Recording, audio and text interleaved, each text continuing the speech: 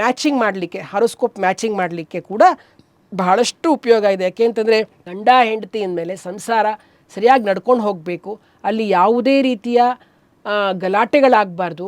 ಆ ಹುಡುಗಿ ನಮ್ಮನೆಗೆ ಬಂದ ಮೇಲೆ ನಮ್ಮ ಜೊತೆನೂ ಹೊಂದ್ಕೊಂಡಿರಬೇಕು, ಮತ್ತು ನಮ್ಮ ತಂದೆ ತಾಯಿಗಳ ಜೊತೆನೂ ಹೊಂದ್ಕೊಂಡಿರಬೇಕು, ನಮ್ಮ ವಂಶವನ್ನು ಉದ್ಧಾರ ಮಾಡೋಳಾಗಿರಬೇಕು ಅಂಥೇಳಿ ಅಂಥ ಹುಡುಗಿನೇ, ಗುಣ ನೋಡಿ ಹೆಣ್ಣು ಕೊಡು ಅಂತ ಹೇಳ್ತೀವಲ್ಲ, ಅಂಥ ಹುಡುಗಿನೇ ಅವರು ನೋಡಲಿಕ್ಕೆ ನಾವು ಜಾತಕ ನೋಡ್ತಾಯಿದ್ರು. ಇವತ್ತು ಅದು ಇದ್ದೇ ಇದೆ. ಇವತ್ತೂ ಕೂಡ ಹಾರೋಸ್ಕೋಪ್ನ ನೋಡ್ತಾರೆ.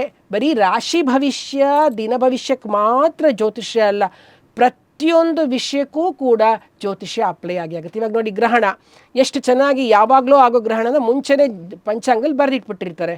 ಅದಕ್ಕೆಲ್ಲ ಜ್ಞಾನ ಇರಬೇಕು, ನಮಗೆ ಲೆಕ್ಕ ಮ್ಯಾಥಮೆಟಿಕ್ಸ್ ಚೆನ್ನಾಗಿ ಗೊತ್ತಿರಬೇಕು, ಅದನ್ನು ತಿಳಿದುಕೊಂಡು ಅದಕ್ಕೆಲ್ಲ ಉಪಯೋಗಿಸ್ತಾರೆ. ಮತ್ತು ಇವಾಗ ಮಳೆ ಇಲ್ಲ, ಈ ಬಾರಿ ಮಳೆ ಬರೋದಿಲ್ಲ, ಈ ಬಾರಿ ಭಾಳ ಭೂಕಂಪ ಆಗಿ ತುಂಬ ಹಾನಿ ಉಂಟಾಗುತ್ತೆ ಅಂತ ನಮಗೆ ಮುಂಚೆನೇ ಗೊತ್ತಾಗೋದಕ್ಕೆ ಪಂಚಾಂಗದಲ್ಲಿ ನಮೂದಿಸ್ಬಿಟ್ಟಿರ್ತಾರೆ. ಹೀಗಿದೆ ಕ್ಷಾಮ, ಮಳೆ ಇಲ್ಲ, ಪ್ರತಿ ತಿಂಗಳಲ್ಲೂ ಮಳೆ ಇದೆಯಾ ಇಲ್ವಾ ಅನ್ನೋದನ್ನು ನೀವು ಪಂಚಾಂಗ ತೆಗೆದ್ರೆ ಪ್ರತಿಯೊಂದು ಇದೆ, ಹಿಂದಿನ ಕಾಲದಿಂದನೂ ಬರ್ತಾ ಇರ್ತಕ್ಕಂಥ ವಿಷಯಗಳೇ.